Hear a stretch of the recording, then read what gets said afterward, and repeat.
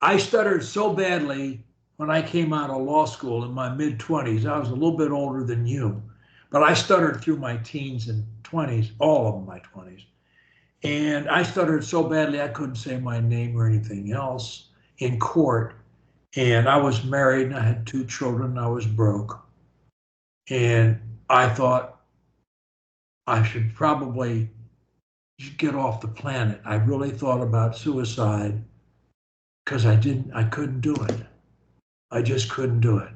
I was a situational stutterer. I didn't stutter at home. My family never believed I stuttered until they heard me in court. But I stuttered with groups and at school and with girls and I don't know, strangers, authorities, blah blah blah blah blah, and it was terrible. And so I went to a psychiatrist, and he said, um, well, he said, I don't really know any way to stop stuttering, but he said, if I were you, I would learn self hypnosis and do that. So he told me about a book that was very short and sweet on hypnosis. Melvin Powers, Helping Yourself with Psychiatry. So a practical guide to self hypnosis. And so I got that. It's a short book, and I studied it, and I began applying it 3 times a day, 20 minutes before bed, 20 minutes when I got up, and 20 minutes in the middle of the day sometime.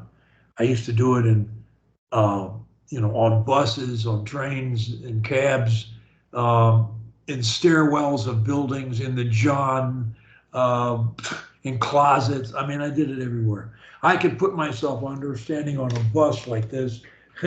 People jammed all around me, come up with a gun and say, give me your money. I'd give them money. And I'd keep right on going with my session. I could put myself under in less than a minute, and I would stay under for exactly as long as I wanted to because I did it a lot. You get used to it after a while. And it helped me a lot. Did it stop my stuttering? No, but it started me, it cut it way down.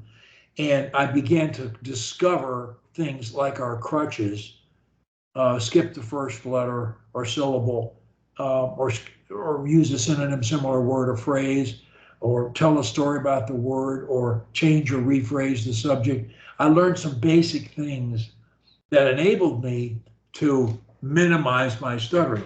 I also used, or really to avoid it, I also used avoidance quite a bit. If I hadn't used, I don't support avoidance, I'm not in favor of it, but I think some avoidance is necessary for most people to beat stuttering. To beat stuttering, you've got to do two things. You've got to hear fluency from your mouth, and you cannot hear disfluency from your mouth. And that's the problem. That's what begs the question, because I can tell you a lot of ways to hear fluency from your mouth right now that you can already do without my help. You just need to do it, such as reading aloud an hour a day and say, oh, I can't do that. Well, find something good to read and read it with passion. You'll improve you'll improve your database mentally, and you'll also hear yourself being fluent, and you'll also practice focusing on the message. And as you learn to focus on the message, you block. The stuttering is a habit that starts when you start speaking. The stuttering habit jumps in there, and it's automatic, and it causes you to hesitate, think a word, fear it, and force it. You got to do all four things, but you do it in a split second, and you do them all simultaneously. So it's very fast. And the longer and more severely you've been stuttering, the stronger the habit is. But all you need to do is create a new habit of doing what I'm doing now, speaking without thinking about what I'm saying in terms of words. I'm thinking about my thoughts. I'm not thinking about what words I'll use to say my thoughts. What stutterers need to learn is to rely on their brain to pick words and forget about the subject altogether. But you can't, just knowing that, which is true, is not enough to do it when the habit is strong. So we have a series of things that you need to do in order to give yourself the chance to block the habit from jumping in. Every time you start talking, you got to block this. It's like stiff arming a tackler in the open field. I'm carrying a ball, I stiff arm him. That's what I do to Stuttering. Every time he comes in, I don't have to do anything with it. For 50 years, I've been stutter free. But so you got to hear fluency. So you read aloud, and then you also read aloud with passion. When you say something, you say it like you mean it. Can you do that? Say after me. I can say it like I mean it. Say it. When I do, I never stutter. It's so much fun. I just have to be an extreme example of myself. Ha ha ha ha ha. Perfect. It's just anyone who can be an extreme example of themselves can stop stuttering overnight. Now, but you have to be, stuttering is holding back. And to be fluent, you can't hold back. Yeah. Can I give you some suggestions on arguing? The only way to win an argument is to avoid it. You know why that's true? Because you and I can never change anyone else's mind. Their mind's made up. Now, if you ask them questions that they can't answer, that destroy their position in their mind, that may work. But telling them this is right and that's right and this blah, blah, blah, blah, blah, your God is better than their God or something, like that, yeah. Or your political party is better than theirs or whatever, it's never going to happen. Avoid arguments. Second point, it takes two people to argue, and I'm going to make a recommendation to you. From this day till your last day on this planet, don't ever be the other person. Make a decision right now today that you're finished arguing. You're not going to do it. One of my affirmations is, when I'm laughing, I'm happy. And another one is, I reject anger in all its forms. Arguing makes you angry. And I'm going to tell you something. You don't ever have to get angry again. Every time you get angry, guess what happens? You hurt something and or someone, and you always hurt yourself most of all. Oh, if I could live my life over, and I am 1,000,000 years old, if I could live my life over, the main thing I would attack is anger and anxiety.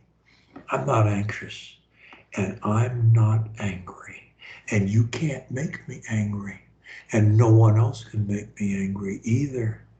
I'll start laughing after a while. I may leave the room, but I'm not going to fight with you. I may ask you questions if I don't agree with you, but I'm not going to try and tell you what's. Look, you came to me for advice, and I'm giving you advice because you asked for it. That's different. That's totally different. If you state an opinion, I'm not going to argue with you. I may ask you questions about it. So, in any event, I urge you to make a decision this day. Have had my last argument. Say that. Now I want you to say it like you mean it. I have had my last argument. And as you say it, I want you to smile. Crutch 12. I love to smile when I speak. Do that. I have a friend, a PWS friend in Indonesia, and I never thought of smile. Look, when I first wrote my story on stuttering, I put it in this book, 200 pages. This was my story. After 9 years of coaching, 8 years of coaching, I wrote this book, 700 pages, because I learned from people like you. Coaching is learning. I want to learn all the time. Socrates, the great Greek philosopher, said, all that I know is that I know nothing. And I know on a relative scale, nothing. But I'm very happy that I know what I do, and it's a great deal more now than it was at your age. And every 10 years, you 10 years from today will be an infinitely wiser than you are today. And 10 years after that, you will be much wiser than you will be in 10 years. So that's just, and if you're not, you're doing a lot of things wrong. You're not learning from your experiences and from wiser people and sources. So you don't want to, what you don't want to do is not change. Einstein said the measure of intelligence is change, your ability to change. I'm challenging you to be willing to change. No matter how many good things you're doing, and I'm sure you're doing a lot of good things. I have no doubt you are. But we got to correct the ones that you're not doing right, where you doing things that you know are wrong. And look, we all do it. It's a question of discipline. You got to have discipline to beat stuttering. A coach is never going to beat stuttering for you. I can say, go down this road or that road, or, do this or that, but I can't. You got to do it. You're playing the game. I'm like a coach, like we're playing tennis. You're a tennis player and I'm your coach. You're on the court. You're going to win or lose the game. There's no way I can do it for you, but I can give you some ideas that'll help you on the court. And that's all I can do with stuttering. So smiling, this Indonesia guy said, you know what, coach? I figured out that when I smile, I just don't have the urge to stutter. It's amazing. So I did some research on it, Aman, and I found medically that when you smile, you need to use 12 muscles to hold a smile. And when you smile, you send an endorphin type, positive message to every one of the 30 trillion cells in your body. You send a message to every single cell. Can you believe that? That's what the neurologists say. So it's like it sends a shot of juice, a positive. It's like a drug, but you created it. Pills for depression and anxiety and anger, forget them. Mood drugs, they'll get you in trouble. A lot of bad habits. You'll be sicker than a dog. And some of them cause cancer. I've heard it from the mouths of cancer doctors. No way. Your problems will appear. Our program is the neuroscience method. It's all based on changing the way you think. When you change the way you think about your speech, you're not going to have a speech problem. When you become the best speaker you can be, guess what? You're going to be the best speaker you know. And you're going to start off in class. You're going to love it. Give me the mic. Professor, let me talk. Oh, yeah. You're going to love it. And there are a lot. The more you prepare your thoughts to speak, not your words, your thoughts, the better. You make bullet points of what you're going to say, and you know it well. You know what you're going to say well. Maybe what you're doing is asking a question. That's fine. That's very easy to do. So this is the main problem of 90% of stutterers on the planet. You are like the rest of us. You may be smarter or dumber or prettier or whatever, but you're like the rest of us, basically. We're all identical. We're all so close to identical. We're 99% identical. And that's why, you have nothing to fear from anyone else. I'm not saying go out in a busy city on a dark night and go down a dark alley in some undesirable neighborhood. I'm not saying to be silly or take undue risks, but in normal social situations, you have nothing to fear from anyone. And you want to take the advice of the wise people who say things like, well, there was a great American once named Will Rogers who was very much loved. He was a comedian and he was a cowboy and he became a congressman. And his country, his state, Oklahoma, even nominated him for president. They put his name, they threw his hat in the ring at the 1932 convention when Roosevelt was nominated. And Oklahoma said, we want Will Rogers to be president. And he got up in the front of the room. He said, well, he said, we all know who our nominee is going to be. But he said, it's really nice to be liked by the people you come from. But he said, he said, truth is, I've never met a man I didn't like. Now, there's a challenge for you. I've been trying all my life to be able to say, I never met a man I didn't like. I can't say that I've accomplished it. However, I can say to you that I've never met a man or woman, of course, about whom I couldn't find something to like. And your job and my job, when you meet new people, or you're sitting around a dinner table, or you're at a cocktail party with a group and you're talking, or you're in class asking questions or making a comment about something, you want to find a reason to the best of your ability to find something to like from everybody in there. One other thing I'm going to say, Ralph Waldo Emerson, another great American. I quote others and Americans. I used to be an American. I live in Bermuda now, but for many years. But Ralph Waldo Emerson was a minister and a philosopher and a great writer and a great American. And he once said that he'd never met a man from whom he couldn't learn something. Now, there's a challenge for you.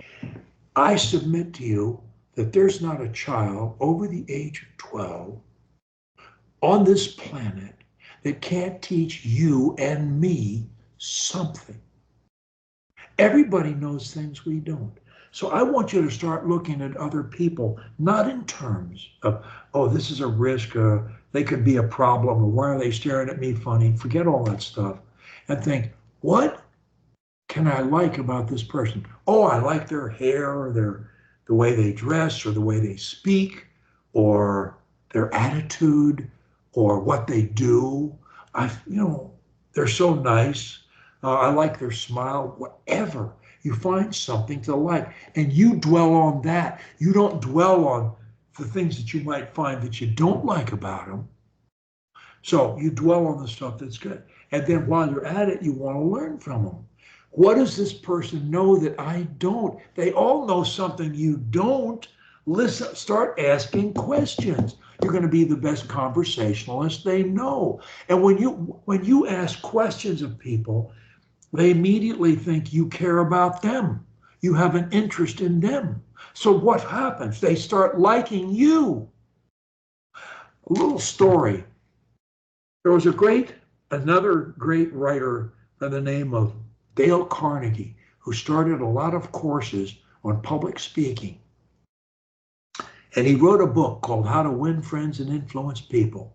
And I commend it to your reading. It's only 100 and some pages. And I urge you to read it. I think you'll love it. How to Win Friends and Influence People by Dale Carnegie. And in it, he tells how he learned to get along with people better. And it's such a wonderful book. And he gives this example. When he was in his 20s, he was at a dinner with a lot of very important people. And he was seated next to the president of U.S. Steel, which at the time was the largest company in the world. And he was terrified because he was seated next to the head of the most prominent company in the world. And what could little Dale Carnegie say that would be of any interest to somebody so important. So he was terrified, but he did his best. At the end of the dinner, the president of U.S. Steel went up to the host of the party and said, "Who is that young man seated next to me?" And the host said, "Why, that was Dale Carnegie." And the head of U.S. Steel, I think his name was Schwab, Charles Schwab. And he said, "He is the most brilliant young man and the most entertaining conversationalist I can recall ever sitting next to." And this guy was like 60 years old and the head of this company. So the host races, says, "Well, that's wonderful. I'm so glad you had a good time." He races over to Carnegie and corners him. And he says, "Dale, what did you say to the president of U.S. Steel that made him think you were such a brilliant person and such a wonderful conversationalist?" And he said, "Oh, I didn't say anything." He said, "I just asked him questions." You want to make an impression on somebody? Show an interest in them. Ask them questions. You know everything about you. That's boring to you. You don't know beans about the other person. That's not boring. You got nothing better to do anyway when you're with them. You're sitting by them on a bus or in class or at lunch or something. Find out. What can you like? What can you learn? Make a friend. Now, another point. Key to stuttering. Other people's opinions should not be any of your concern. Because why? Because you can't control them. They're going to think what they think. I already think some things about you. You can't control what I think. What you can control is what you think about yourself. Now, when you have a good opinion of yourself, guess what? The rest of the world isn't going to be far behind. In different degrees, if you have a good opinion of yourself, they won't be far behind. And you could be saying, "Yeah, but I don't have a good opinion of myself." Why is that? Because most people don't. Most normal people don't. They have a bad opinion of themselves. They look in the mirror and say, "I know you, you schnook. I know all the things you do that are wrong and all the terrible thoughts you have." Everybody has. I once had the same psychiatrist I went to for my stuttering, only 6 sessions, that's all I could afford. Asked him about other people's opinions, and he said much the same thing. He said, "Lee, you can't, the only opinion is your opinion of yourself." So you say, "Well, what am I gonna?" He said, "Look," I said, "Well," he said, "Why do you have such a low opinion of yourself?" And I said, "Well, I have a lot of negative thoughts. Some of them are even evil." And he said, "Lee," he said, "I can guarantee you something. You've never had a thought, never had a thought that most people your age from your culture haven't had. Every bad thought you've ever had, they've had too. Virtually. There are exceptions, but virtually that's true. So stop worrying about, I'm a schnook. I'm not smart enough. I'm not tall enough. I'm not fast enough. I'm not rich enough. I'm whatever. I'm just not. Instead of thinking those things, you want to make yourself busy doing several things.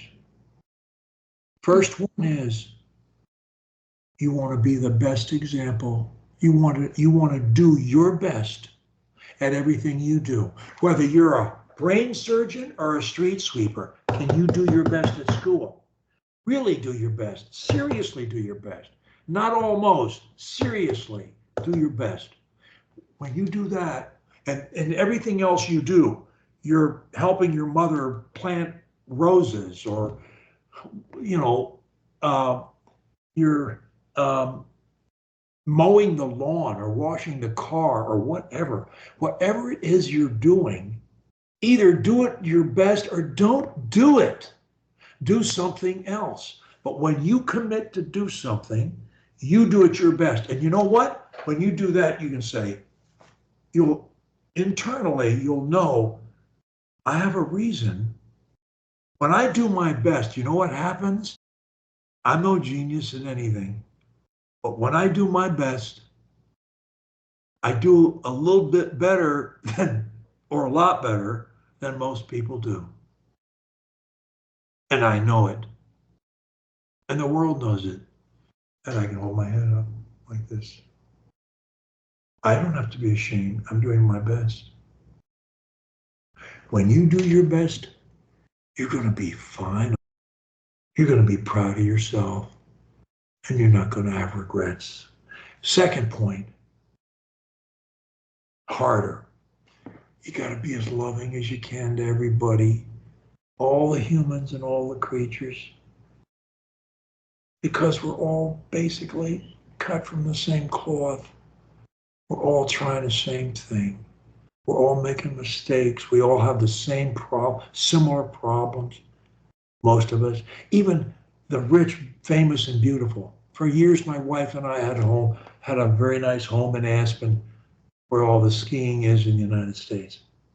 And they're loaded with the rich and famous and beautiful people. And I knew a lot of people whose names you would know if I rattled them off right now.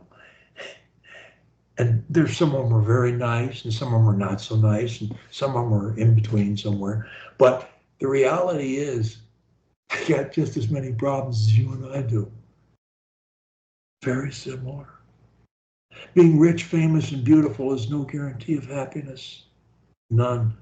Happiness is in here, it's not out there. And it's not with money, it's not with rich, and it's not even not with beauty. It's in here. It's in here. So you got to be loving. And when you're as loving as you can be, guess what happens? People like you, generally. Not everybody. There are people who disagree with me and say, oh, Lee is a charlatan and a liar and a bandito and a scammer. He's convincing people that they can beat Stuttering. Well, we all know that's not true, but I know it is true. And I prove it all the time. And I can prove it with you if you'll let me, if you'll do what I ask you to do. Oh, yeah. So,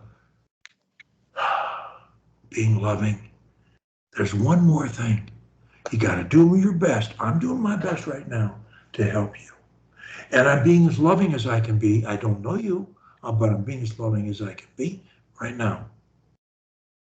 And I'm going to do one other thing. It's very important. I'm going to do mind training every day.